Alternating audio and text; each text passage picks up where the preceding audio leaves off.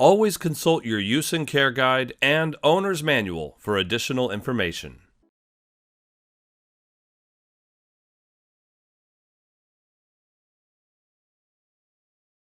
These are the tools we will use for the installation of the fully integrated appliance with overlay panel. We have a socket and ratchet with an extension and a 13mm socket. This is for adjusting the rear rollers and leveling the appliance. A 17mm wrench for adjusting the front leveling feet. A pencil for marking places for brackets on the overlay panels. A 4mm Allen key for adjusting the bracket bolts and set screws on the appliance.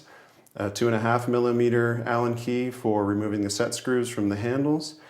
Measuring tape, a rubber mallet for adjusting position of the panels once mounted on the appliance. We'll need an extension and a driver bit Phillips, a 3/16 drill bit for mounting the handles on the panel, a power driver / drill, level, and a T-square for marking the lines on our panels and putting our brackets in place. This is the hardware that comes in the installation kit with the appliances for custom overlay panel. I've broken them out into their two separate panels. We have the upper door panel and the lower drawer panel. And in each of these sections we have hanger brackets that get mounted on the overlay panels. We have adjustment brackets for changing the height of the panel on the door.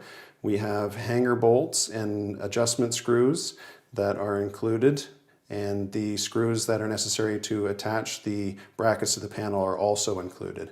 And we have similar hardware on the drawer side of things, except now our adjustment brackets are down at the bottom of the drawer, and we'll see this later in the installation video.